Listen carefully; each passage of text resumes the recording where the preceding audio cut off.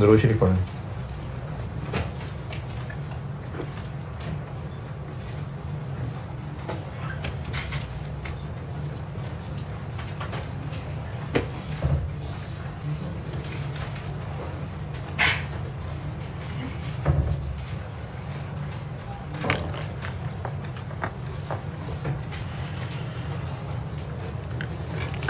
Question number कौन सा दिया था? 5।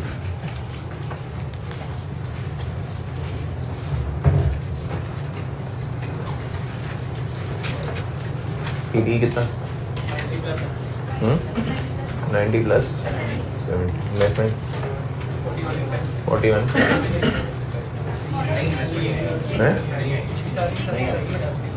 हाँ ठीक है, खैर है। और इन्वेंट्री बताएं।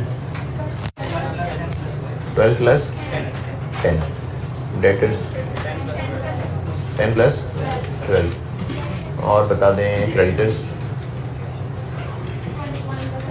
21 प्लस 16।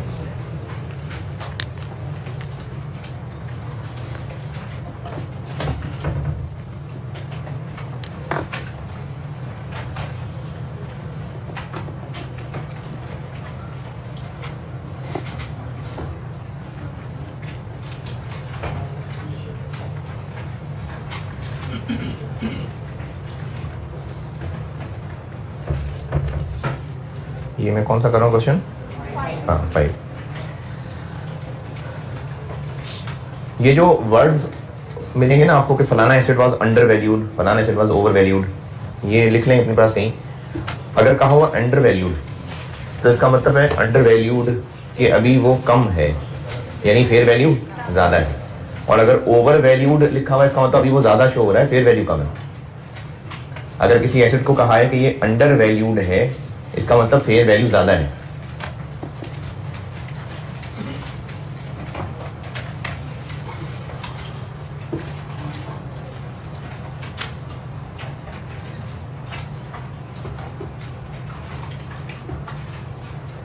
अंडर वैल्यू कहा हुआ है तो फेयर वैल्यू ज्यादा है, ओवर वैल्यू कहा है तो फेयर वैल्यू कम है।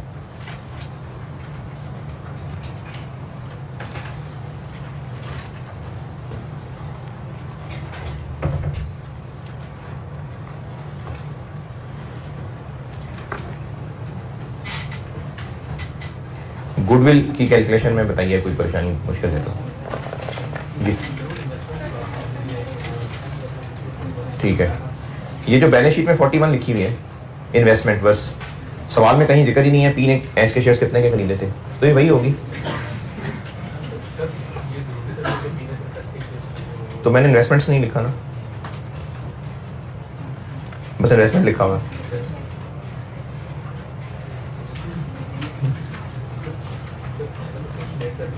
प्रोपोर्शनेट कैसे?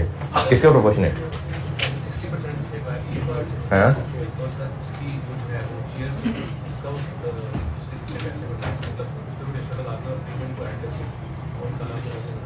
तो गुडविल कितनी निकली फिर? गुडविल निकल कैसे आई मेरे को बताएं? हैं? प्रोपोर्शनेट लिया तो फिर गुडविल कैसे निकल आई? कैसे आ गई पूछ रहा हूँ। आपने कैपिटल और प्रीमियम और नहीं रिजर्व वगैरह की नहीं परसेंटेज दी, क्यों? कैपिटल और प्रीमियम की नहीं है, पहले भी बताएं। अच्छा कैपिटल और प्रीमियम की क्यों नहीं है ये बताएं। कैपिटल और प्रीमियम की क्यों लगाई परसेंटेज? एस को दिए पैसे में तो प्रीमियम ले रहे हैं तो उसका एस को दिए ना, तो एस को दिए पैसे नहीं, तो इसलिए ऐसे नहीं होगा ना। तो इन्वेस्टमेंट का वर्ड लिखा हुआ है तो वो वही होगी इन्वेस्टमेंट, और कोई नहीं होगी। अगर होती तो बता देते। हाँ जी जी जी NCI 40% है जी। अच्छा कितनी?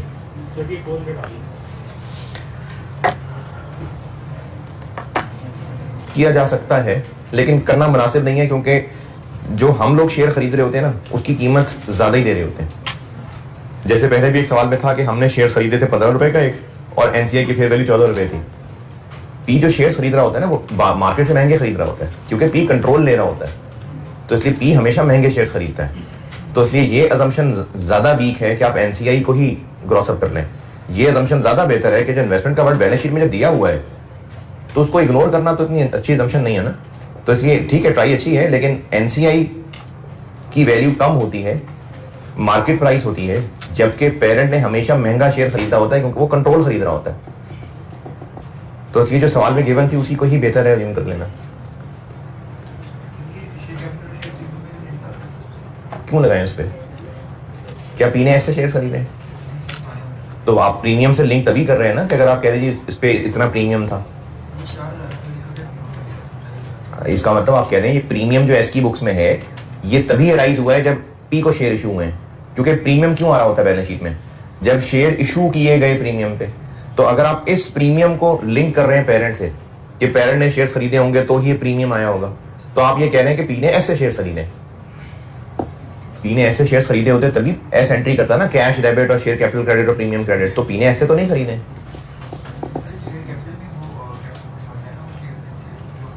लेकिन आप प्रीमियम भी तो साथ ले रहे हैं ना।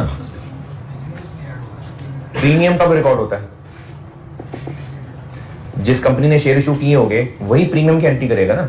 तो आप कह रहे हैं कि पेरेंट ने ये कैपिटल और प्रीमियम की अमाउंट, कैपिटल है 10,000, नहीं किधर गया, कैपिटल 40,000 है, प्रीमियम 4,000 है। तो आप कह रहे हैं जी कि 44,000 में से 60% ये पेरेंट का हिस्सा है, ये कह रहे हैं आप जी है। तो इससे आपका मतलब ये है कि जब कंपनी पी ने एस से शेयर खरीदे थे, एस से शेयर लिए थे, तो ही एस ने एंट्री की थी cash debit capital credit 24,000, premium credit 2400। ये तभी हो सकता है जब पी ने एस से शेयर लिए हो, तभी ऐसा हो सकता है कि 44,000 में से 60% पेरेंट की वजह से बना है। तो पी ने ऐसे नहीं लिए शेयर्स। इक्वल कैसे आ रहा है? हाँ हाँ हाँ ठीक है।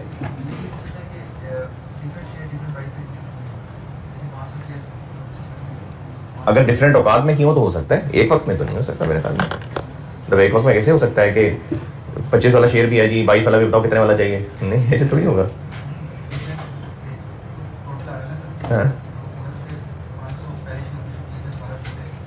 हाँ ऐसा हो सकता है, लेकिन आपके लेवल पे एस ने दोबारा शेयर नहीं इशू किए होंगे। अच्छा, इससे आपका पॉइंट क्या है? 1 रुपया प्रीमियम है, फिर आगे यहां से कैसे निकाल रहे हैं बताएं? और बनाए 41,000 यानी इस तरह 44,000 आ गया, इस पे 60% लगाएं, कितना आ गया? 26,400। ये क्यों, क्या सोच है इसके पीछे? जो पी को इशूड है इसीलिए साथ प्रीमियम भी क्रेडिट हुआ है, यानी आप ये एंट्री कह रहे हैं ना, तो यही एंट्री कह रहे हैं ना। तो क्या पी ने शेयर्स एस से लिए हैं? तो फिर एस पी को शेयर्स इशू करते हुए प्रीमियम तो नहीं क्रेडिट कर रहा होगा ना, क्योंकि एस तो शेयर इशू कर ही नहीं रहा पी को, पी ने तो और लोगों से खरीदे हैं। ये प्रीमियम की एंट्री तो तब क्रेडिट होती है जब कंपनी शेयर इशू करती है। तो अगर आप 26,400 की बात कर रहे हैं तो आप ये कह रहे हैं कि पी ने एस को पैसे दिए और एस ने उसके बदले उसको 2400 शेयर दे दिए और ये एंट्री कर दी। तो पी ने एस, अगर पी एस से शेयर खरीद ले गलत नहीं है, लेकिन सवाल नहीं बनेगा ना, उसमें ना गुडविल होनी है, ना प्री एक्विजिशन का कॉन्सेप्ट आना है, ना कोई फेयर वैल्यू एडजस्टमेंट की जरूरत पड़नी है। तो फिर सवाल में रहे कुछ नहीं जाना। ये जो मैंने आपको कहा हुआ है ना कि सवालों के अंदर पी ने शेयर्स एस से नहीं खरीदे होंगे, पुराने लोगों से खरीदे होंगे, तो क्या लीगली मना है एस से शेयर्स खरीदना? जब कंपनी नई बन रही होगी एस, तो उसके 70% शेयर्स पी ने लिए होंगे, बाकी 30 और लोगों ने ले लिए होंगे, तो हो सकता है वो भी सब्सिडरी है, लेकिन सवाल में करने को कुछ नहीं रह जाएगा, क्योंकि सवाल में तो मेन है गुडविल की कैलकुलेशन, ये बांटना कि प्री एक्विजिशन क्या है, पोस्ट एक्विजिशन क्या है। तो अगर कंपनी पी एस से ही शेयर खरीद रही है, शुरू में ही खरीद रही है, तो फिर ये चीजें होंगी नहीं, रेस्ट ही नहीं होंगे। फिर इस वजह से कहा था कि आपके लेवल पे पी ने ऐसे शेयर नहीं खरीदे होंगे, वो सवाल के लिए कुछ नहीं बनेगा। फिर रिटेन अर्निंग्स में पॉइंट नंबर 5 का यूआरपी निकालने में मतलब, बल्कि हाँ यूआरपी ही क्यों है ये भी बताता हूं। पॉइंट नंबर 5 बता रहा हूं भाई। पॉइंट नंबर 5 में लिखा हुआ है कि एस ने चीजें पी को बेची 5,000 रुपए की, और इसमें 25% मार्कअप शामिल है, क्रेडिट पे बेची, लेकिन ये चीजें पी तक पहुंची ही नहीं थी कि ईयर एंड आ गया, गुड्स इन ट्रांजिट। तो अब जब गुड्स इन ट्रांजिट है तो पी पहले तो इनकी एंट्री कर ले, inventory debit creditors credit, inventory debit creditors credit. अब यहां दो बातें हुई, एक तो क्रेडिटर में 5 आ गया और एस ने ऑलरेडी डेटर बनाए हुए हैं, कितने के बनाए होंगे 5 के, तो वो 5 एलिमिनेट हो गया। दूसरी चीज ये आई कि अभी हमने इन्वेंट्री में 5 शामिल किया है, तो अभी इन्वेंट्री में शामिल किया है, इसलिए इस पूरे 5 के अंदर जितना प्रॉफिट लोडेड है वो यूआरपी है, तो उसको यहां से लेस, और एस सेलर है तो एस की रिटेन अर्निंग से लेस। ये पॉइंट नंबर 5 जी। पी ने एस ने चीजें बेची हैं पी को और क्रेडिट पे बेची हैं, तो एस के पास डेटर्स में नहीं शामिल होगा 5। और अभी हमने ये ब्लैक वाली जो फिगर्स हैं, इन्वेंट्री डेबिट और क्रेडिटर क्रेडिट किया, तो क्रेडिटर में भी शामिल कर लिया, डेटर में ऑलरेडी है, क्रेडिटर में हमने अभी किया है, तो इंटर कंपनी बैलेंस हुआ ना फिर, तो यहां से भी माइनस, यहां से भी माइनस। और इन्वेंट्री में ये जो अभी 5 शामिल किया है इसमें प्रॉफिट लोडेड है, तो फिर यूआरपी भी आ गया, तो इन्वेंट्री में से लेस, और एस सेलर है तो एस की रिटेन अर्निंग में से लेस। जी क्वेश्चन 5। अच्छा, अब ये एडजस्टमेंट्स बेटा रिवाइज करते चलें साथ साथ, क्योंकि आगे एडजस्टमेंट्स बढ़ती जाएंगी, एक दो एडजस्टमेंट्स काफी मुश्किल भी हैं आगे, तो फिर ये तो आप भूलते जाएंगे अगर रिवाइज नहीं करेंगे। तो ये साथ साथ छोटे छोटे सवाल बनाने का मेरा मकसद ये था कि एडजस्टमेंट्स बार बार रिवाइज होती रहें। यूआरपी पढ़ी है गुड्स की अब तक, फेयर वैल्यू एडजस्टमेंट पढ़ ली, इंटर कंपनी बैलेंस पढ़ लिया, और इम्पेयरमेंट ऑफ गुडविल पढ़ ली। गुडविल की इम्पेयरमेंट में क्या करते हैं, गुडविल में से लेस, और अगर एनसीआई प्रोपोर्शनेट पे है, प्रोपोर्शनेट पे है तो पी से लेस, और फेयर वैल्यू पे है तो एस की रिटेन अर्निंग से लेस। इंटर कंपनी बैलेंस पहले टैली करना जरूरी है, हो गया टैली, फिर पेएबल रिसीवेबल दोनों में से लेस। यूआरपी गुड्स जो पी या एस ने एक दूसरे को बेची थी और बायर के पास उनमें से कुछ बची रह गई हैं, उनमें जो प्रॉफिट शामिल है वो यूआरपी है, इन्वेंट्री से लेस और सेलर की रिटेन अर्निंग से less. Fair value adjustment, acquisition date पे जो एसेट्स लायबिलिटीज मौजूद थे उनको फेयर वैल्यू पे अपडेट करेंगे, गेन भी हो सकता है, लॉस भी हो सकता है। गेन एसेट्स की सूरत में गेन कम है जब एसेट की फेयर वैल्यू ज्यादा है, लायबिलिटी की सूरत में गेन कम है जब उसकी फेयर वैल्यू कम है, तो अकॉर्डिंगली गेन लॉस का फैसला है। गुडविल की वर्किंग में नेट एसेट्स में आएगा और बैलेंस शीट में रेलिवेंट एसेट और लायबिलिटी में आएगा, और अगर वो एसेट और लायबिलिटी आज नहीं है हमें मौजूद, तो गुडविल की वर्किंग में तो वैसे ही आएगा, लेकिन रिटेन अर्निंग में अच्छा लेस या ऐड। इसके लिए आप याद रख लें कि जो नेट एसेट्स में साइन लगा रहे हैं ना, उसका उलट रिटेन अर्निंग में लगाना है।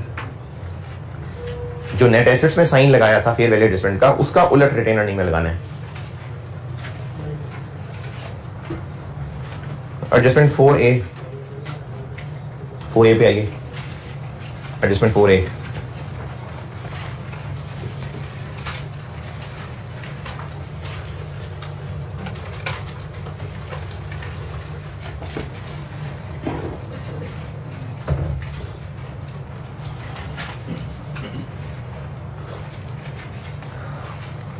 ये जो 4A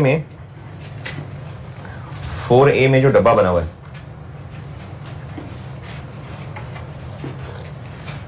4A के शुरू में एक बॉक्स बना हुआ है, exception to this fair value rule. इनमें से मेजॉरिटी चीजें तो आपके सिलेबस में नहीं है, नहीं मेजॉरिटी नहीं, 3, हाँ ठीक है, 6 में से 3-4 तो मेजॉरिटी है। इनमें से चीजें आपके सिलेबस में नहीं है, लेकिन आप ना ये चीजें याद कर लीजिएगा। वैसे तो कंसोलिडेशन पे एमसीक्यूज नहीं पूछते, लेकिन पूछी जा सकती हैं ये चीजें। ये चीजें क्या हैं, ये कुछ ऐसे एसेट्स और लायबिलिटीज हैं जिन पे ये फेयर वैल्यू एक्सरसाइज नहीं करनी, इन पे नहीं होनी ये फेयर वैल्यू एक्सरसाइज। जैसे मिसाल के तौर पे हमने ना एक चीज पढ़नी है आगे चल के, आइस 12 पढ़ना है हमने, तो उसमें एक चीज हम बनाया करेंगे, डेफर्ड टैक्स एसेट और डेफर्ड टैक्स लायबिलिटी। उसके ऊपर नहीं फेयर वैल्यू लगाने, उस पर फेयर वैल्यू वाला काम नहीं करना। इसी तरह से ये लास्ट बुलेट पॉइंट एक लिखा हुआ है, ये मैं एक्सेप्शन वाला डब्बा पढ़ रहा हूं। एक होते हैं non current asset held for sale, ये होते हैं IFRS 5 के अंदर कवर। ये IFRS 5 आपके सिलेबस में नहीं है, वैसे आपको बता देता हूं कि अगर कोई नॉन करंट एसेट PPE कह लें, वो बेचने का इरादा कर लिया हो और उसकी कुछ शराइत है IFRS 5 में, वो भी पूरी कर ली हो, तो उसको डेप्रिशिएट करना बंद कर दिया जाता है। ये IFRS 5 है, CFAP, वैसे ही आपको बता रहा हूँ, ये आपके लिए नहीं है, सिर्फ इसलिए बता रहा हूँ ताकि आप ये डब्बा याद करें, तो कुछ नामों का तो पता हो नाम क्या है। ये एहतियातन MCQs के लिए मैं चाह रहा हूँ कि आप डब्बा याद कर लें। Non current asset held for sale होता है कि अगर कोई PP हमने बेचने का इरादा कर लिया और उसकी कुछ शर्तें बताई IFRS 5 ने, वो भी पूरी हो गई, तो उसको डेप्रिशिएट करना बंद कर देंगे और इसको उठा के करंट एसेट्स में ले आएंगे और ये करंट एसेट्स में रिपोर्ट होता रहेगा। ये IFRS 5 non current asset held for sale होता है। तो अगर S का कोई ऐसा एसेट था, उस पर भी नहीं लगानी है फेयर वैल्यू एक्सरसाइज। ये मतलब है इस एक्सेप्शन वाले बॉक्स का। इसी तरह S की अगर कोई right of use asset, lease liability थी एक्विजिशन डेट पे, तो इसके ऊपर भी ये फेयर वैल्यू एडजस्टमेंट नहीं लगानी। तो ये 5-6 आइटम्स हैं जिनमें से ये काफी सारी चीजें आपके सिलेबस की नहीं है, लेकिन आप ना इनके नामों को याद कर लें। हो सकता है MCQs में ये बात टेस्ट हो जाए, हो सकता है, नहीं होनी चाहिए वैसे, क्योंकि आउट ऑफ स्कोप चीजों को MCQs में भी नहीं पूछना चाहिए, लेकिन एहतियातन कह रहा हूं। तो इन 5-6 चीजों के ऊपर एक्सेप्शन है, ये फेयर वैल्यू एडजस्टमेंट नहीं लगती। क्या जी? स्टैंडर्ड में बिल्कुल शामिल है, लेकिन जो IFRS 3 है ना, ये स्टैंडर्ड एक तो ये बहुत फैला हुआ है, इसका एक हिस्सा है, फिर इसके B करके पैराग्राफ्स और हैं, तो इसको स्टैंडर्ड से पढ़ने ना पढ़े, इसको स्टैंडर्ड से। जो लोग स्टैंडर्ड पढ़ते हैं, अगर और आपके पास करने को कुछ नहीं है फिर पढ़ने स्टैंडर्ड, लेकिन अगर और भी करने को पेपर्स हैं, और भी करने को काम है, तो IFRS 3 ना पढ़ना बेशक।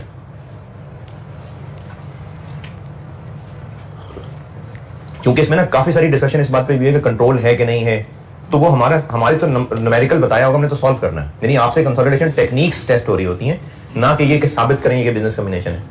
तो अगर और टाइम जाया नहीं हो रहा तो जरूर पढ़ें, शौक में जरूरत पड़ते हैं, डिस्करेज नहीं कर रहा, लेकिन अगर और भी काम है, और भी पेपर हैं, तो फिर IFRS 3 रहने दीजिएगा।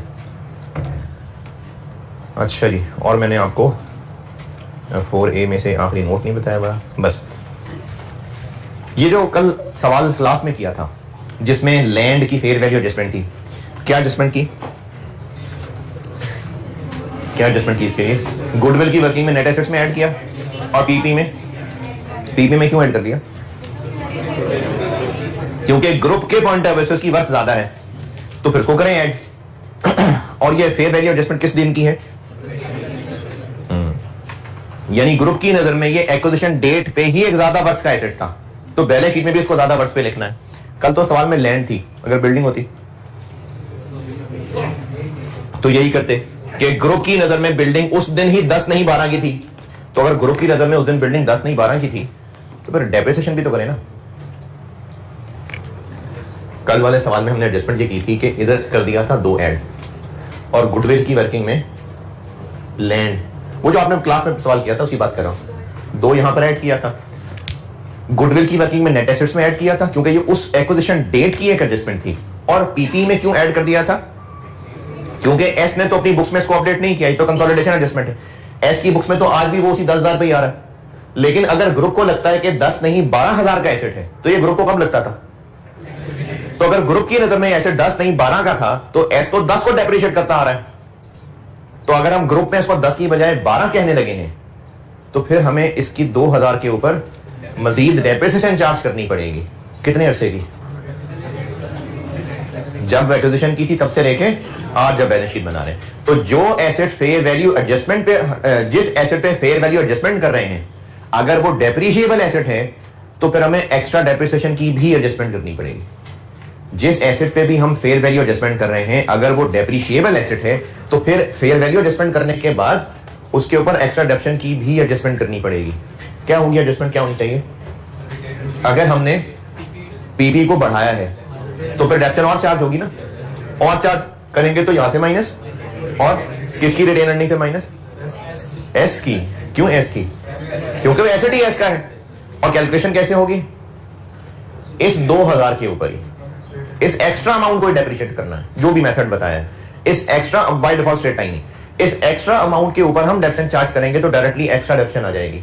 और अगर यहां प्लस है तो और डेप्शन चार्ज करनी है, अगर माइनस है तो डेप्शन रिवर्स करनी है। लेकिन करनी कहां कहां है?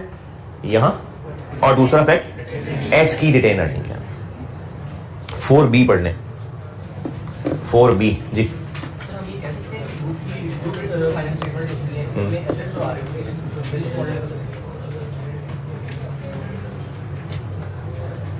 अच्छा, ये भी एक कमेंट है, बाकी लोग भी सुन ले, हो सकता है किसी और के ध्यान में भी आए। ये +2 कर देना है, इसका मतलब हम उनको रिवैल्यूएशन मॉडल पे ले आए हैं। देखें एसेट्स पीपी की बात करता हूं, कॉस्ट मॉडल पे भी हो सकते हैं, रिवैल्यूएशन मॉडल पे भी हो सकते हैं। अगली एडजस्टमेंट में मैंने ये बात भी बतानी है कि अगर एक का रिवैल्यूएशन है दूसरे का कॉस्ट मॉडल है तो क्या करना है। अभी फेयर वैल्यू एडजस्टमेंट को समझते हुए सिर्फ आप समझिए कॉस्ट मॉडल है, तो +2 कर देने से वो रिवैल्यूएशन मॉडल पे आ गया। नहीं, ये वंस एक्टिविटी है, ये सिर्फ एक्विजिशन डेट की एडजस्टमेंट है। अगर हम इसको रिवैल्यूएशन मॉडल पे ला रहे होते फिर तो हर साल रिवैल्यू करना होता ना। फेयर वैल्यू ज्यादा, हाँ नहीं पैसे एसेट के नहीं दिए ना, पैसे तो शेयर्स के लिए हैं। हाँ। हम लोगों ने ये लाइन इसलिए लिखी थी ताकि सही गुडविल पता चल सके। कल जो मैंने फेयर वैल्यू एडजस्टमेंट की कहानी सुनाई थी वो कहानी यही थी कि अगर ये लाइन यहाँ ना लिखें तो गुडविल 7,000 आ जाएगी, जबकि असल के अंदर 3,000 गुडविल है। तो असल गुडविल जानने की वजह से ये फेयर वैल्यू एक्सरसाइज की थी, लेकिन ये फेयर वैल्यू एक्सरसाइज सिर्फ एक्विजिशन डेट की एडजस्टमेंट है, बाद में नहीं किया इसको दोबारा। तो इसलिए इसको रिवैल्यूएशन मॉडल कहना ठीक नहीं है। और रिवैल्यूएशन मॉडल तो बड़ी स्पेसिफिक पीपी की चीज है ना, ये तो इन्वेंट्री पे भी करनी होगी एडजस्टमेंट, ये तो डेटर पे भी एडजस्टमेंट करनी होगी। एडजस्टमेंट 4B कहा है पढ़ लें।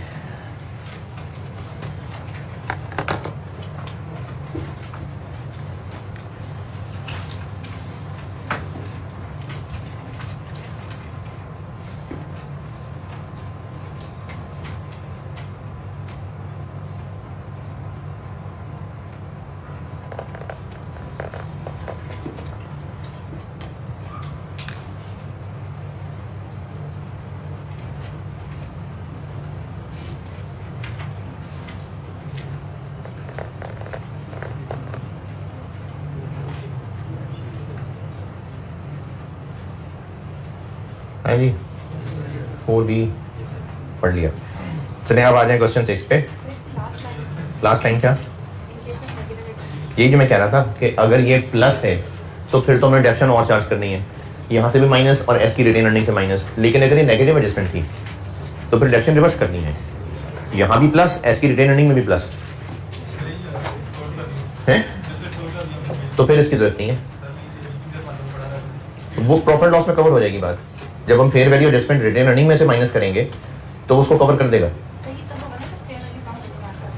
क्या जी जी जी उसी की बात कर रहा हूं। ये जो मैंने 5A से ऊपर एक लाइन लिखी है ना टेढ़ी करके, नोट्स के अंदर 5A से ऊपर जो मैंने एक लाइन लिखी हुई इन केस, इससे मेरी मुराद ये है कि ये जो हमने इधर पॉजिटिव लिखा था ये मैंने पॉजिटिव की एडजस्टमेंट बना दी कि और डेप्शन चार्ज करनी है। अगर यह नेगेटिव लिखा होता तो वो जो ऐड लेस कह रहा हूं वो रिवर्स हो जाता, लेस कर रहे बोल के वो ऐड हो जाता।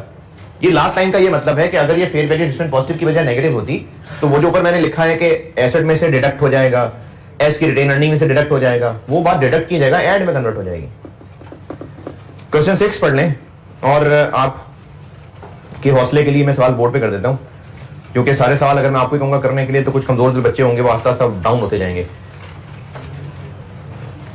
कि सर को पैसे देते हैं तो सर बोर्ड पे क्यों नहीं करते, तो मैं बोर्ड पे कर देता हूं सवाल। जब एस की रिटेन अर्निंग में से कोई फिगर प्लस माइनस होगी तो उसके असर दोनों जगह पड़ते हैं। जिस एडजस्टमेंट में भी मैंने आपको ये कहा होगा ना कि एस की रिटेन अर्निंग में प्लस माइनस करना है, उसकी मेमोरेंडम एंट्री में आप देखेंगे एनसीआई भी आ रहा होगा, क्योंकि जब एस में से कोई फिगर माइनस होगी तो उसका 80% इफेक्ट हमें आएगा, 20% एनसीआई हो जाएगा। नहीं, रिटेन अर्निंग्स में से प्लस माइनस की वजह से हो रहा है। रिटेन अर्निंग्स में जो भी चीज प्लस माइनस करेंगे या गुडविल की वर्किंग में नेट एसेट्स में जो भी चीज प्लस माइनस करेंगे उसके असरात एनसीआई पे भी पड़ेंगे, क्योंकि एनसीआई इन्हीं पे तो परसेंटेज लगा के बनता है। क्वेश्चन 6 पढ़ लीजिए, मैं करता हूं बोर्ड पे।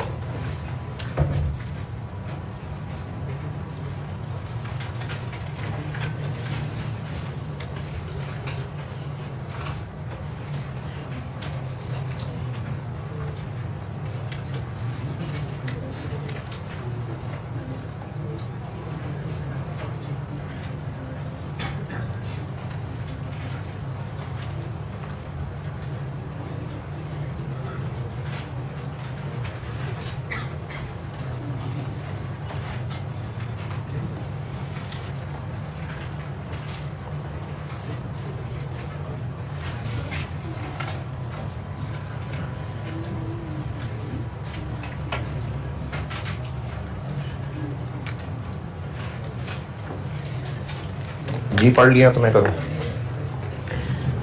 इसको मैं पूरा सॉल्व करता हूँ और जो दिन सजेशन दी थी कि आपने बैलेंस शीट से शुरू करिएगा। कंपनी का नाम, heading as at, PP, question number 6 कर रहा हूँ मैं सॉल्व। पीपी 60 प्लस 70, ये है नॉन करंट एसेट्स। और क्या है? इन्वेस्टमेंट। और एक आधी लाइन छोड़ दें, करंट एसेट्स।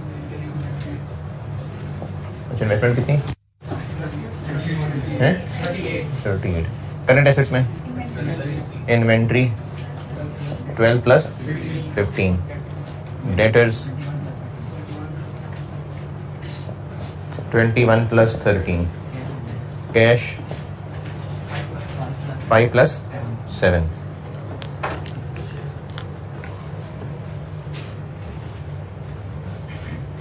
कैपिटल तो सिर्फ पेरेंट का ही होता है, 54। प्रीमियम ये भी पेरेंट का ही होता है सिर्फ। और other reserves working 2, retained earnings working 3, NCI working 4। दी करंट लायबिलिटीज, क्रेडिटर्स 14 प्लस 17।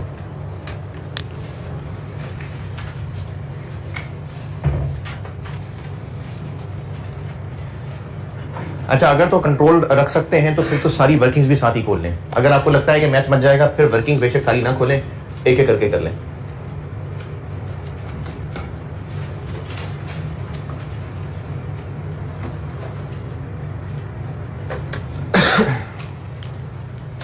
सारी एडजस्टमेंट्स अगर आप मैनेज कर सके ना, अगर प्रैक्टिस से आप कोशिश करिएगा, अगर आप सारी वर्किंग्स इकट्ठे खोल लें, उसका फायदा ये होगा कि एक एक पॉइंट पढ़ते जाएंगे और उस पॉइंट का जहां जहां जो जो इफेक्ट आ रहा है वो कर पाएंगे।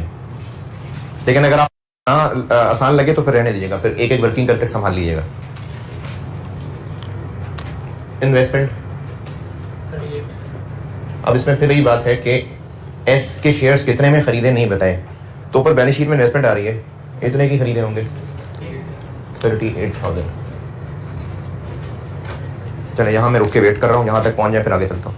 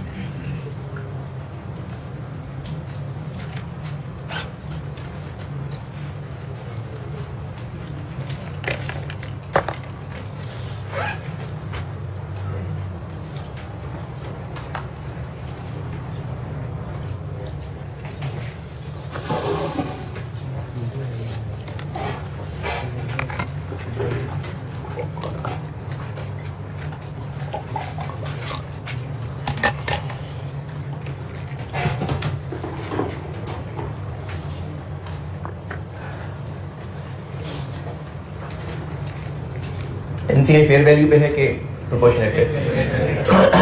Fair value of NCI, NCI के फेयर वैल्यू 18 रुपए पर शेयर है, तो एनसीआई के पास शेयर्स कितने हैं? 3600 में से 45 एनसीआई के पास है, 3600 शेयर्स। ओके, और एक है 18 रुपए का, 2910। इसमें से माइनस कर देते हैं उस वक्त नेट एसेट्स क्या थे। कैपिटल कितना था? 36। प्रीमियम नहीं था। Other reserves 2000। Retain earnings 18,000।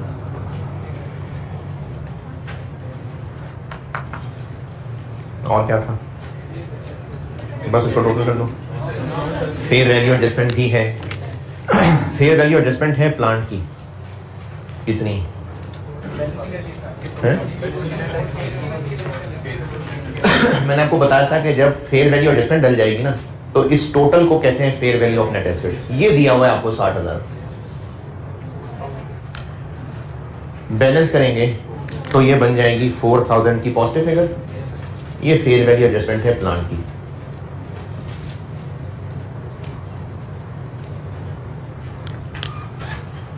और ये प्लांट आज है कि बिक गया बाद में है, तो यहां पर ऐड और यहां ऐड। ये सारी चीजें साथ खोलने से ना फायदा ये होगा कि हम साथ साथ दो फैक्ट लेते जाएंगे, वरना बाद में बैलेंस शीट बनाते भूल चुके होते हैं। गुडविल की वर्किंग में ऐड और यहां पीपी में ऐड।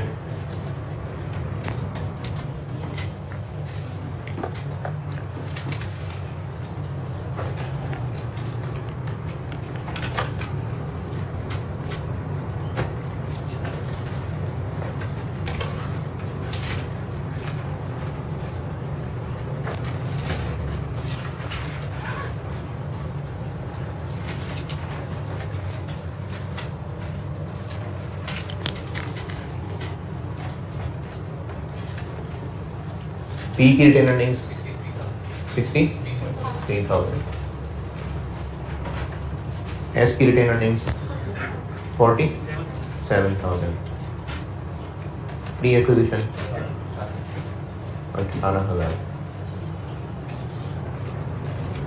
पी के अदर रिजल्ट्स हैं? नहीं है।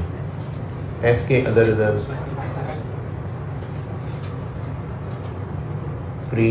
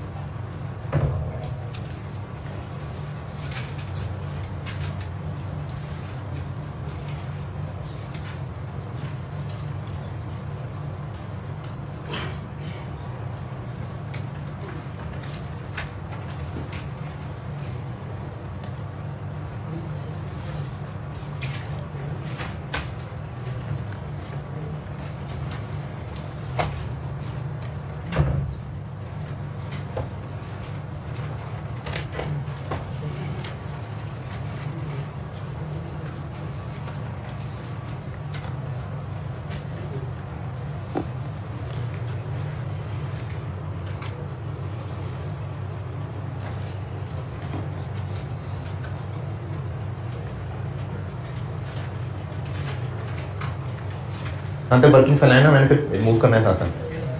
पॉइंट नंबर 1 पूरा हो गया या कुछ रह गया इसमें? पॉइंट 1 हो गया। पॉइंट 2 4,000 निकल आया। अब इस 4,000 के बारे में कहा था कि ये प्लांट एंड मशीनरी से रिलेटेड है और लास्ट सेंटेंस का क्या सिग्निफिकेंस है? एट दैट डेट, ताकि हम एक्स्ट्रा डेप्शन कैलकुलेट कर सकें। बैलेंस शीट हम किस दिन बना रहे हैं? अभी हम बैलेंस शीट कब बना रहे हैं? 30 जून 19। तो ये कितना पुराना वाकया है कि शेयर्स खरीदे थे? 2 साल। 1 जुलाई 17 से लेके 30 जून 18, 30 जून 19, 2 साल। तो इन 2 साल की इस 4,000 पे एक्स्ट्रा डेप्रिसिएशन।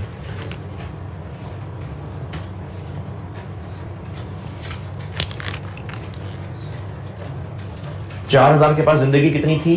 5। उन 5 में से 2 गुजर गए। 1,600 यहां से लेस और पीपीई से लेस।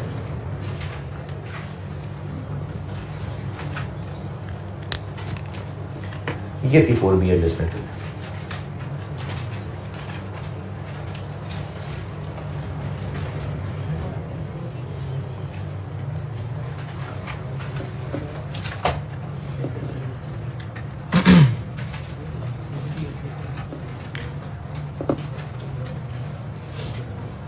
पॉइंट नंबर 4 ये गुडविल निकलने के बाद है। पॉइंट नंबर 5 का गुडविल से कोई लेना देना नहीं है, बस ठीक है, गुडविल हो गई पूरी। 716। हाँ ये देखें ना, ये खुला हुआ बात है, करने लगा था ये लेस इम्पेयरमेंट 2000, यहां से लेस और एनसीआई फेयर वैल्यू पे है, यहां से लेस।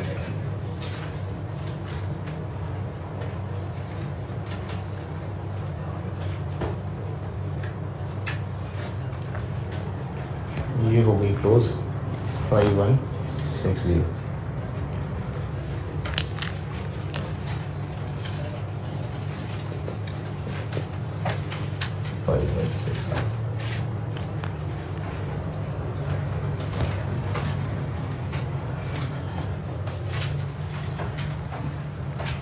ये 0.5 अच्छा है, इसको ध्यान से करना है कि यहां तक पहुंचे सारे नोट करते हुए, फिर 0.5 पे फोकस करें। ये जरा बोर्ड की सैर करा दें स्लो स्लो बिल्कुल।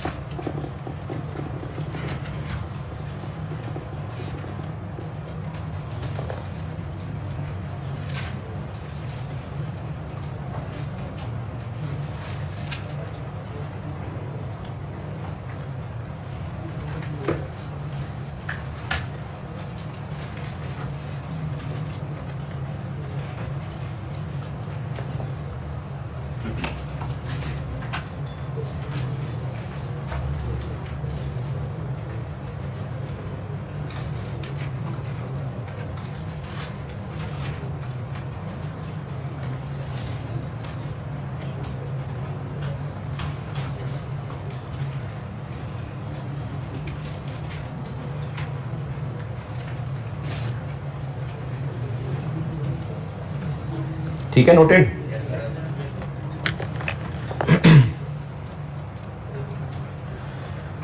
पॉइंट नंबर 5, ईयर एंड पे कुछ डेटर्स क्रेडिटर्स पी और एस के आपस में बचे हुए हैं। अब एक इंफॉर्मेशन इस तरह से दी हुई है कि पूरे साल में पी एस को चीजें बेचता रहा है 20% मार्कअप पे। दोनों की बुक्स से फॉलोइंग इंफॉर्मेशन है। पी की बुक्स के मुताबिक जो उसने गुड्स एस को बेची यानी सेल्स वो 35,000 है, और एस की बुक के मुताबिक जो उसने पी से चीजें खरीदी यानी परचेजेस वो 32,000 है। तो ये फर्क क्यों है? तो बराबर होनी चाहिए थी, क्योंकि एक सेल कर रहा है दूसरा परचेज कर रहा है, तो दोनों बराबर होनी चाहिए थी। फर्क कितना है? 3,000 का। उन 3,000 के बारे में नीचे लिखा हुआ है कि पी ने आखिर में भी कुछ चीजें बेची हैं, लेकिन ये चीजें अभी एस तक पहुंची नहीं थी, गुड्स एंड ट्रांजिट। तो उनकी अमाउंट नहीं बताई, लेकिन हमें पता लग रहा है कि 3,000 है। क्योंकि एस की परचेजेस और पी की तरफ से एस को सेल्स एक ही बात होनी चाहिए थी। तो अगर पी कह रहा है मैंने 35,000 की चीजें बेची हैं और एस कहता है नहीं मैंने 32 की खरीदी है, तो तीन या तो एक झूठ बोल रहा है, अगर नहीं तो 3,000 की चीजें हैं जो अभी एस तक नहीं पहुंची। तो ये 3,000 हो गया गुड्स इन ट्रांजिट। क्या करें goods in transit? Inventory debit और creditor credit. Inventory debit, creditor credit.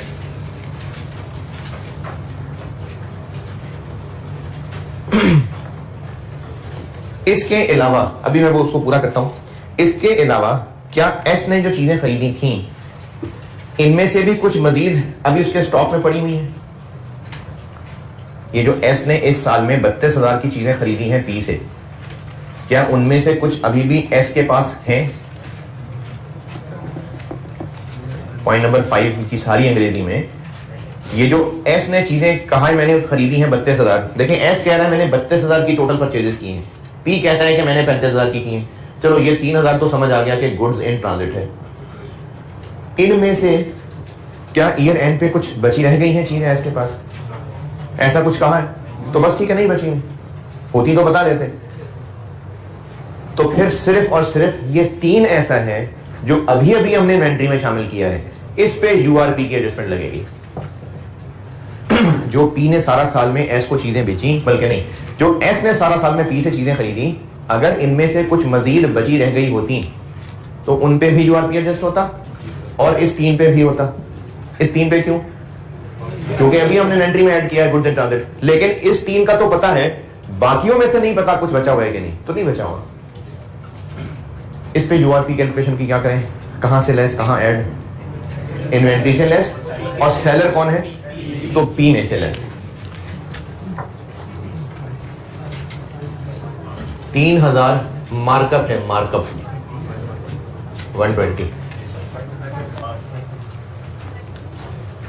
500 यहां से लेस और इन्वेंट्री में से लेस है। 600 है।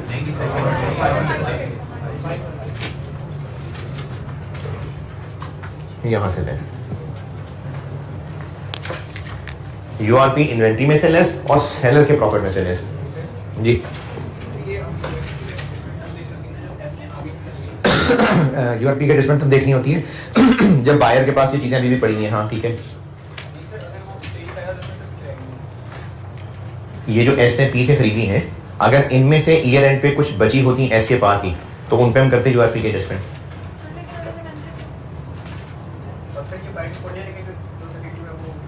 ज्यादा बेहतर क्या लग रहा है कि एस ने सारा साल बेचा ही कुछ नहीं होगा इनमें से, तो क्या होगा इनमें से? बेच दिए होंगे, सारी बेच दिए होंगे। जी तो क्या ज्यादा बेहतर है कि बिल्कुल फारिग बैठे रहे लोग सारा साल, इनमें से कुछ भी आगे नहीं बेच सके? ये ज्यादा बेहतर असम्पशन है कि सब बेच लिया, सब बेच लिया। जी है कहाँ, कौन सी?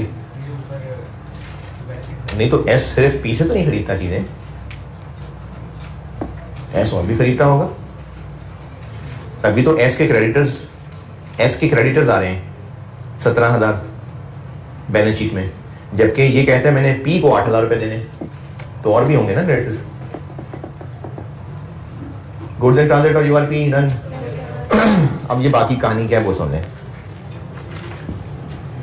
पॉइंट नंबर 5 कर रहा हूं एक्सप्लेन।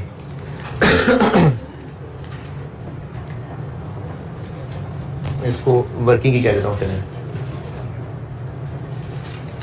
पी और एस की बुक्स में जो बैलेंस आ रहा है, पी कहता है कि मैंने एस से लेने हैं कितने, जबकि एस कह रहा है कि मैंने पी को देने हैं 8,000। और अभी एक एडजस्टमेंट की है हमने, इन्वेंट्री डेबिट और क्रेडिटर किसकी बुक्स में? क्रेडिटर अभी क्रेडिट किए हैं 3,000। ये तो ये एस की बुक्स में आनी है ना चीज, तो एस के बैलेंस में 8 से बढ़ के 3 बढ़ा दिया। एनी रिमेनिंग डिफरेंस, ये मैं सवाल की रिक्वायरमेंट से ऊपर वाली लाइन पढ़ रहा हूं। Any remaining difference in intercompany balance after adjusting for goods and transit, ये कर दिया एडजस्ट। अब इनमें कितना डिफरेंस है? इनका टोटल है 11,000 और ये 7 है। एस के मुताबिक बैलेंस अब 11 बनना चाहिए, जबकि पी कहता है मैंने 7 लेने हैं। तो अब जो डिफरेंस है is due to double recording by P. किस चीज की? एस से एक पैसे मिलने की। तो जो डिफरेंस है कितना? तो 4,000 रुपए का हुआ ये होगा कि एस से पैसे मिले होंगे। क्या एंट्री करनी थी? डेटर को पैसे डेटर से पैसे मिले होंगे, cash debit debtor credit. P ने खुशी में ये एंट्री 2 दफा कर ली। डेटर से पैसे मिलना, कैश डेबिट डेटर क्रेडिट, ये 4,000 से एंट्री करनी थी, पी ने ये एंट्री 2 दफा कर ली। तो एक दफा रिवर्स कर देते हैं। डेटर से पैसे मिलते हैं तो कैश डेबिट डेटर क्रेडिट 2 दफा हो गया, अब रिवर्स करना है। तो डेटर वापस डेबिट और कैश क्रेडिट। ये कौन लिख गया यार?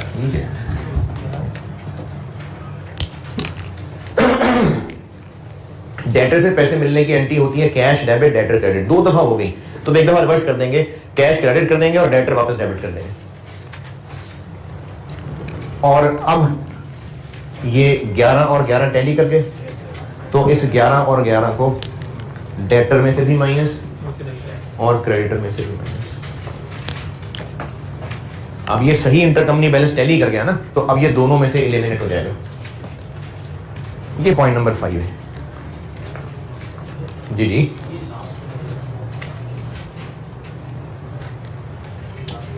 दोबारा सुन लें। पी कहता है कि मैंने एस से 7,000 रुपए लेने और एस की बुक्स कह रही हैं कि उन्होंने पी को 8,000 देने हैं। एक तो एडजस्टमेंट 3,000 की है, इन्वेंट्री डेबिट क्रेडिट। अगर सिर्फ यही मसला होता तो इन दोनों का बैलेंस अब एग्री कर जाना चाहिए था, लेकिन अभी भी एग्री नहीं कर रहा क्योंकि यहाँ 11 है और यहाँ 7 है, 4,000 का फर्क है। पी ने 4,000 कोई फालतू क्रेडिट कर दिया हुआ है कि डेबिट कर लिया हुआ है, चले डेबिट क्रेडिट से नहीं पता चल रहा। एस कहता है मैंने पी को 11,000 देने, जबकि पी कह रहा है मैंने ऐसे 7,000 लेने हैं। तो पी 4,000 से अपना रिसीवेबल बिला वजह कम कर बैठा है, तभी तो कम आ रहा है ना। तो वो कम क्यों कर बैठा है? उसको लग रहा है उसने पैसे ले लिए, तो वो उसने पैसे लेने की 2 दफा एंट्री कर दी है, इसलिए फालतू कम हो गया है। तो वो जो फालतू कम हो गया है उसको बढ़ा देते हैं और वो जो पैसे की जबरदस्ती की रसीद रिकॉर्ड कर ली वो निकाल देते हैं।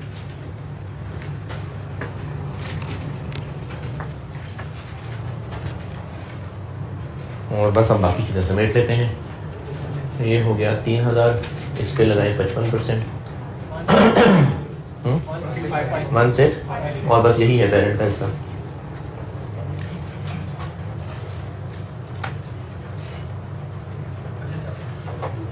पच्चीस 400, 55%, 13,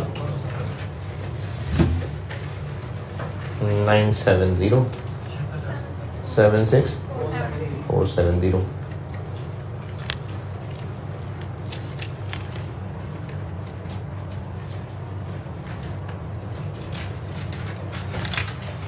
एनसीए में क्या आ जाएगा? फेयर वैल्यू ऑफ एनसीए आ जाएगी 29,160। अदर रिजर्व्स का 45%, 3,000 का 45%, 1350, और ये 25,400, 25,400 का 45%, 11,430,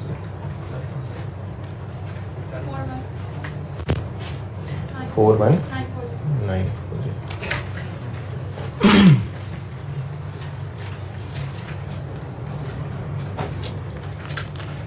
PPE 1,3,2,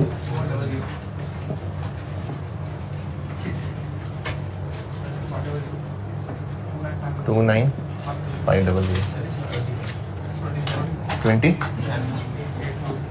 20, अच्छा ठीक है, -11 होगा, 27,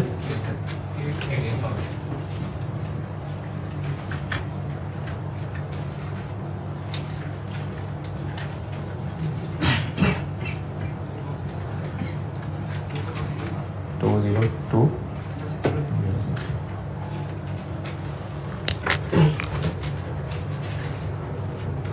1650, 76940 और 41940।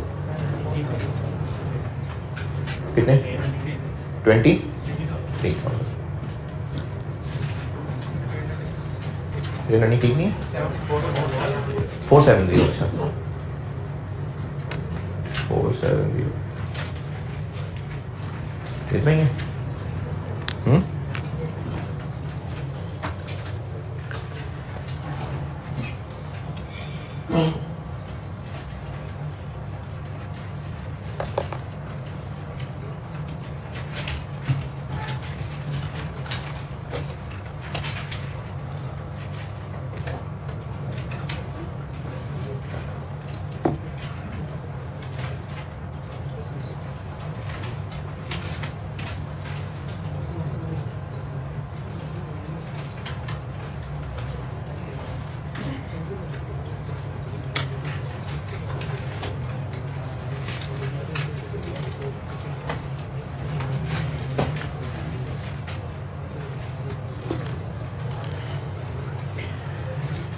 ये स्लो सारी बोर्ड की चल रहा है।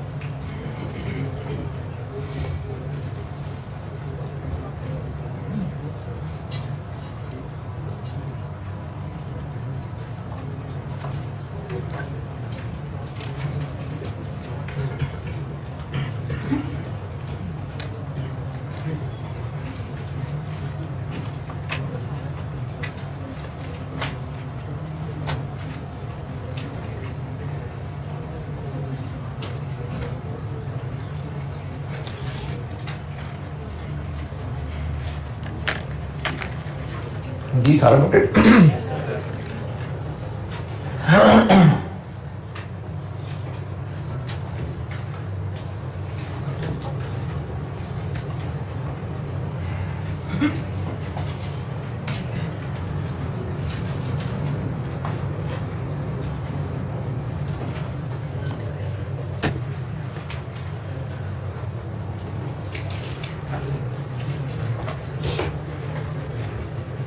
अभी तो लिखे जा रहे हैं।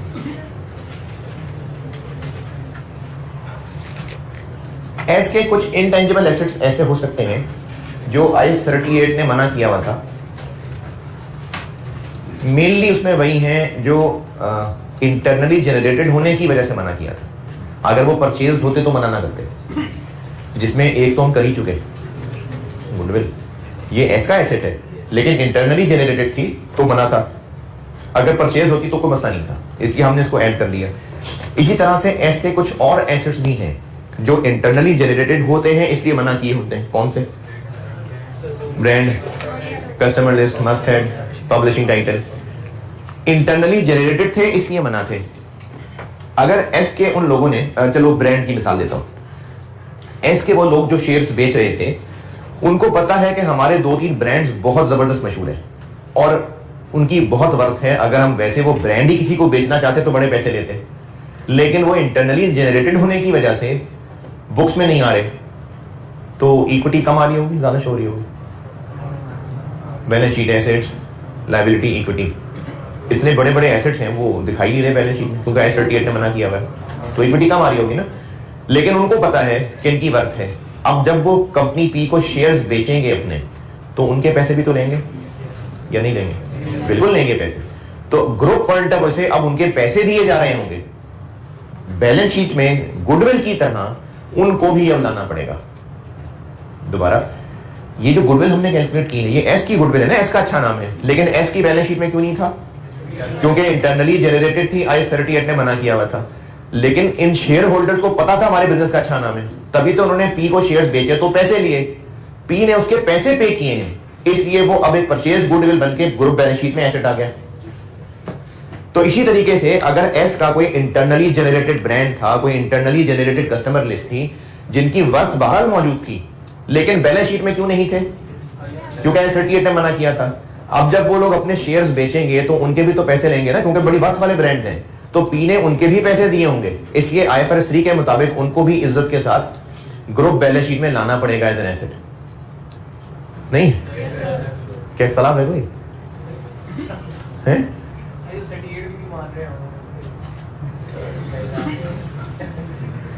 क्योंकि IFRS 3 एक डिफरेंट चीज है। वो ग्रुप IAS 38 को मानने से इनकार थोड़ी किया है। एस की बैलेंस शीट को ये तो नहीं कहा ना दफा करो IAS 38 को, मैं कह रहा हूं तुम अपनी बैलेंस शीट ठीक करो, ये तो नहीं कह रहे। ये कहां कह रहे हैं? एस की बैलेंस शीट को नहीं चेंज करने को कहा। एस की बैलेंस शीट में उनको जबरदस्ती एसेट रखवाएंगे? नहीं, एस की बैलेंस शीट तो नहीं चेंज कर रहे, ग्रुप बैलेंस शीट है। तो ग्रुप बैलेंस शीट कैसे बनानी है ये तो कोई IAS नहीं बता रहा, IFRS 3 बता रहा है। तो फिर IFRS 3 अपनी बात माने, लॉजिकली गलत लग रही है बात।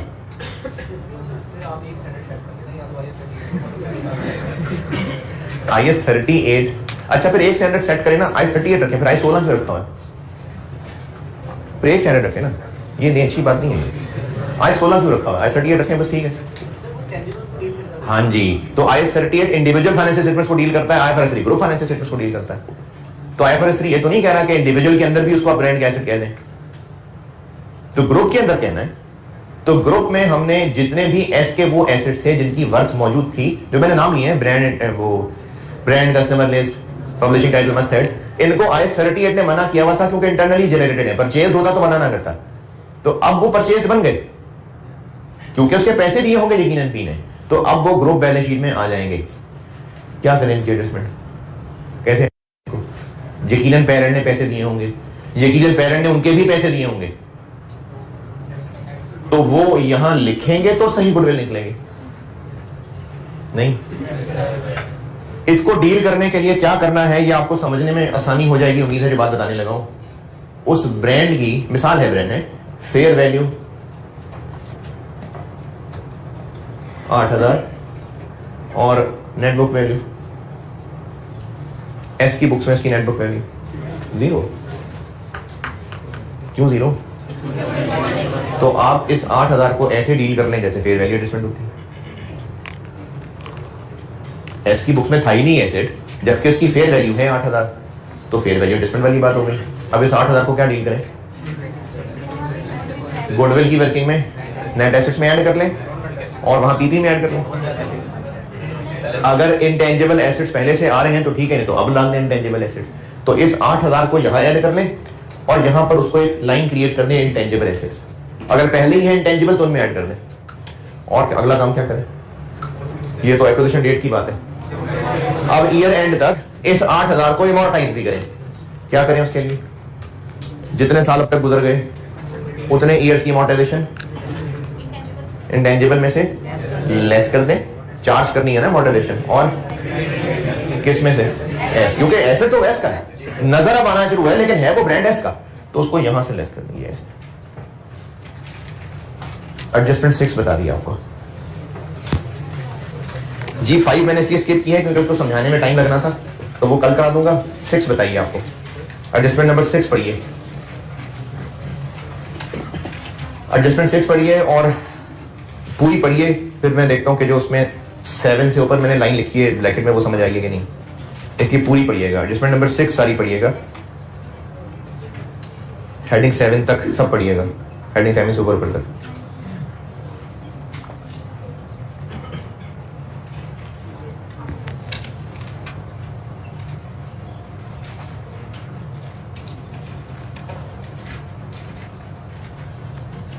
अच्छा, पेज पलटने की बातें आ रही हैं, हालांकि आपको पेज पलटने से पहले एक बात पूछनी चाहिए थी। कंटिंजेंट एसेट IAS 38 की जब ये बातें हो रही होंगी कि जो IAS 38 ने इंटरनली जनरेटेड होने की वजह से मना किए थे लेकिन उनकी फेयर वैल्यू मौजूद थी, तो उनको ऐसे अकोमोडेट करना है। तो IAS 37 में होता था बेचारा सा कंटिंजेंट एसेट, तो हो सकता है दुनिया वाले समझें कि उसकी भी फेयर वैल्यू क्या है कि उसको भी इज्जत दे दो, तो उसको नहीं, कंटिंजेंट एसेट को नहीं। ये तो फिर भी एसेट कहलाने के लायक है ना। अगर ये परचेज्ड होते तो फिर तो कोई रोक टोक नहीं थी। ब्रांड इंटरनली जनरेटेड है, इंटरनली जनरेटेड कस्टमर लिस्ट है, तो ये एसेट पहचानने में इनकार नहीं था। इंटरनली जनरेटेड होने की वजह से मना किया था। और वो भी क्यों मना किया था? क्योंकि हम ये डिफरेंशिएट ना कर पाते कि इन पे कितनी रजिस्टर बनाने पे कितनी मेहनत हो रही थी और क्लास पढ़ने पे कितनी मेहनत, इसलिए मना किया था। वरना इनको एसेट कहने में इनकार नहीं था, इंटरनली जनरेटेड की वजह से मना किया था। परचेज्ड है तो फिर जरूर बनाए, लेकिन कंटिंजेंट एसेट की तो औकात ही नहीं है। तो हो सकता है सवाल में जैसे हुआ भी था एक दफा कि कंटिंजेंट एसेट की फेयर वैल्यू दे दी थी, तो इसके लाइन में वो नहीं लग जाएगा कि जी मुझे भी एसेट बना लो, नहीं उसको नहीं बनाना एसेट, कंटिंजेंट एसेट को नहीं बना लेना एसेट, इसलिए लाइन अलग से लिखी है मैंने। चलिए अब पलटें पेज।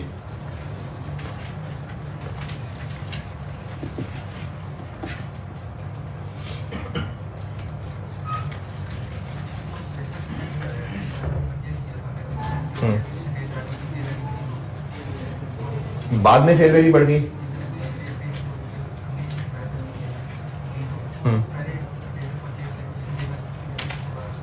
नहीं, हम उसको इज्जत दे ही एक्विजिशन डेट पे रहे हैं। हम एक्विजिशन डेट पे ही तो उसको इज्जत दे रहे हैं, एक्विजिशन डेट पे ही तो उसको एक एसेट बना रहे हैं। नहीं, इंक्रीज पहले है ही कुछ नहीं। अच्छा वैसे कह रहे हैं, अच्छा पहले ये तो पढ़ लेना।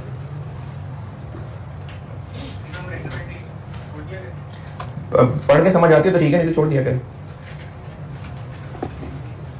बस इसमें ये देख लें कि जहां भी हम लोग एस की रिटेन अर्निंग में कुछ कर रहे होंगे उसका फैक्ट दोनों जगह जा रहा होगा। जहां भी हम इधर कुछ कर रहे होंगे उसका फैक्ट भी एनसीआई पे भी आ रहा होगा और गुडविल पे भी आ रहा होगा। आप उसकी एंट्री में देखेंगे जो भी चीज यहां प्लस माइनस करने वाली है ना, उसकी एंट्री में आप एनसीआई भी देखेंगे और गुडविल भी देखेंगे। जो भी चीज यहां प्लस माइनस करने वाली है उसकी एंट्री में आप एनसीआई भी देखेंगे और रिटेन अर्निंग भी देखेंगे, लेकिन छोड़ दिया करें, एंट्री ना समझ आएगा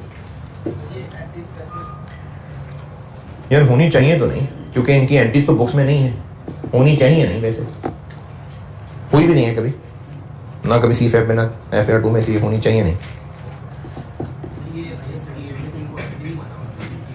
जी जी देखें, IS38 ने इनको एसेट क्यों नहीं माना हुआ? आप तो इंटरनली जनरेटेड नहीं रहे ना, तो इसलिए अब वो परचेज वाली बातें लगनी शुरू हो गई, इसलिए अमॉर्टाइज कर रहे हैं, क्योंकि गुडविल होती नहीं, मतलब इसको मना किया हुआ है इसको नहीं करना अमॉर्टाइज। अब मुझे ये याद नहीं कि IFRS 3 ने मना किया हुआ कि 38 ने मना किया हुआ, ये मुझे भूल गए, लेकिन ये मना है कि इसको नहीं करते अमॉर्टाइज, गुडविल की अमॉर्टाइजेशन मना है। और इसकी एक साइंस ये भी है कि गुडविल की यूजफुल लाइफ कितनी नहीं एस्टीमेट की जा सकती हो, नहीं गुडविल की इसलिए मुश्किल होती है क्योंकि ब्रांड जो एक प्रोडक्ट का मशहूर नाम है, हिस्ट्री में चला आ रहा है कि आस्ता आस्ता लोगों के टेस्ट बदल जाते होते हैं, हालात बदल जाते हैं, जज्बात बदल जाते हैं, तो प्रोडक्ट मार्केट से आउट हो जाता होता है, तो इसलिए ब्रांड की लाइफ तो एस्टीमेट हो सकती है। बिजनेस के अच्छे नाम की तो तब बिजनेस चलता रहेगा तो अच्छा नाम चलता रहेगा, इसलिए गुडविल की अमॉर्टाइजेशन नहीं की जाती। जी जी, क्योंकि ऐसे टेस्ट है ना ये नहीं, लेकिन ये ब्रांड है किसका,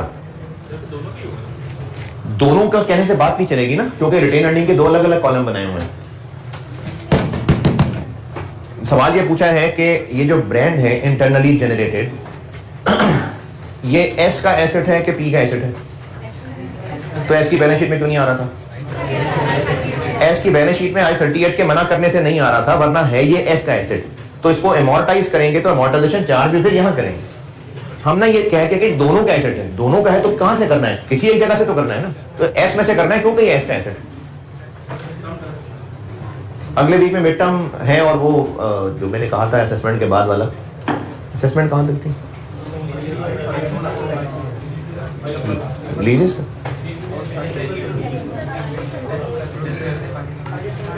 हाँ, तो इंक्लूड करो एक्सक्लूड करो, यानी सारा FAR2 छुट्टियां नहीं है।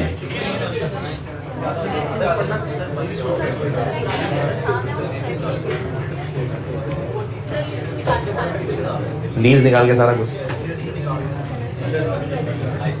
तो फिर लीज भी क्या करनी है निकाल के। अच्छा, जितने मशवरे दे रहे हैं ना, टेस्ट देना उन्होंने कोई नहीं है, ये भी कर लें, ये भी डाल दें, ये भी डाल लें, FAR1 भी डाल लें,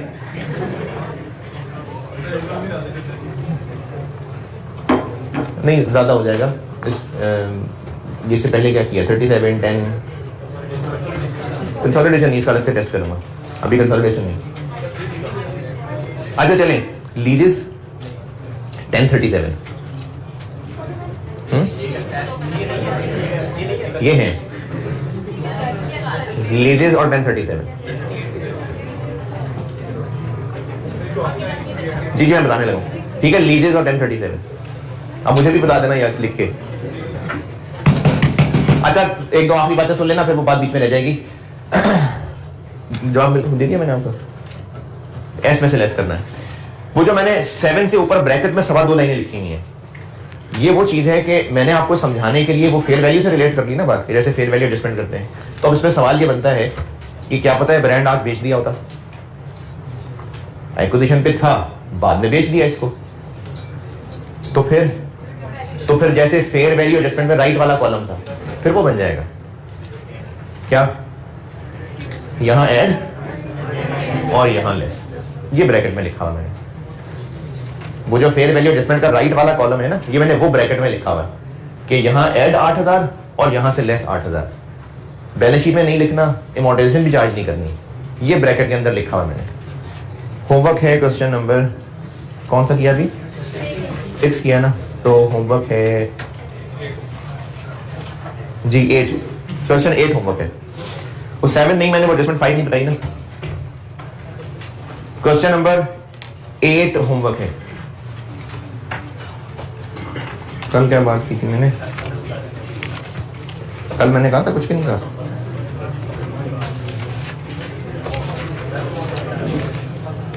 क्या बात की थी परसों? है?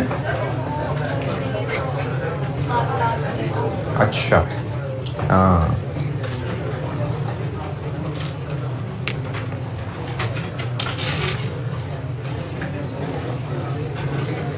अच्छा, मैंने पिछली क्लास में बात की थी कि कोई भी ईमान वाला ना होगा जब तक मैं उसको उसके वालिद औलाद से ज़्यादा महबूब ना लूँ। इसमें एक स्टूडेंट ने सवाल किया था कि ज़्यादा मोहब्बत, मतलब कम ज़्यादा कैसे? मोहब्बत डिफरेंट होती है, वालिदैन की मोहब्बत और है, औलाद की मोहब्बत और है, तो ज़्यादा कम कैसे फैसला होगा? आप अपने दोस्तों के साथ, अभी जवान हैं आप, तो घूमना फिरना है, खेलना है, क्रिकेट तो साथ सारी होते हैं, ये भी एक मोहब्बत है ना, अपने दोस्त के साथ आप गुजार रहे हैं, दोस्त आता चल जा खेलने चलते हैं, आप कहते हैं ठीक है खेलना है, तो ये भी मोहब्बत ही है, दोस्तों से मोहब्बत है आपस में। और ये मोहब्बत ही है कि आप, अगर आपका दोस्त किसी मुश्किल तकलीफ में होगा तो आप खड़े होके, सीरियस वाला, तो अगर उसकी कोई लड़ाई हो जाती है, उसको कोई अल्लाह ना करे उसको कोई एक्सीडेंट हो जाता है, तो वह खड़े होकर हंसेंगे तो नहीं ना, आपके जज्बात डिफरेंट होंगे। तो हाँ, ये मोहब्बत होती है दोस्तों के साथ, मोहब्बत वाले इनके साथ भी होती है, ये कंपेरेबल नहीं है। लेकिन फिर कैसे फैसला होगा कि किससे ज्यादा मोहब्बत है? जब कोई क्लैश आएगा, जहां क्लैश आ जाएगा ना, तो पता चलेगा कि किस मोहब्बत ज्यादा है। जहां पर यह मसला आ गया कि वालिदैन की डिमांड, मोहब्बत कुछ और डिमांड कर रही है, दोस्त की मोहब्बत कुछ और डिमांड कर रही है, वहां पर आप जिसकी बात को प्रेफर करेंगे वो मोहब्बत ज्यादा हो जाएगी। तो इसको इस तरह से भी आप समझ सकते हैं कि जहां पर भी ये क्लैश आ गया, जैसे बल्कि जिस स्टूडेंट ने सवाल पूछा था, मैंने उसको जवाब यही दिया था कि मेरे छोटे बच्चे अगर मेरे साथ खेल रहे हैं और मेरी शक्ल बिगाड़ रहे हैं, मतलब मेरी बेटी ने इधर पूनी बना दी, तस्वीर खींच ली, अब बेटी की मोहब्बत के अंदर मैंने पूनी बनवा ली, या दाढ़ी के ऊपर पूनी, सर पे दुपट्टा देकर स्कार्फ बना दिया, बच्चों ने खेल लिया, अब इस पे बज़ाहिर मेरी एक शक्ल, मज़ाहिया शक्ल बन गई, लेकिन बेटी की मोहब्बत में मैं इसके लिए तैयार हो गया, औलाद की मोहब्बत में तैयार हो गया। लेकिन जब अल्लाह के नबी हुक्म दे रहे हैं सल्लल्लाहु अलैहि वसल्लम कि दाढ़ियां बढ़ाओ, मूंछें हल्की करो, तो मैं सोचता हूं कि नहीं, मज़ाहिया सा लगूंगा। तो अब ये अल्लाह के नबी का हुक्म मानते हुए मैं सोच रहा हूं कि नहीं, मज़ाहिया लगूंगा। औलाद की मोहब्बत में नहीं, क्या मज़ाहिया होता है, मेरी तो बच्चों ने, तो मोहब्बत यहां पर आके पता चलेगा कि किसकी मोहब्बत ज्यादा है। तो जहां पर क्लैश आ जाएगा वहां पता चलता है कि किसकी मोहब्बत ज्यादा है। ये तो कल वाले सवाल का जवाब था।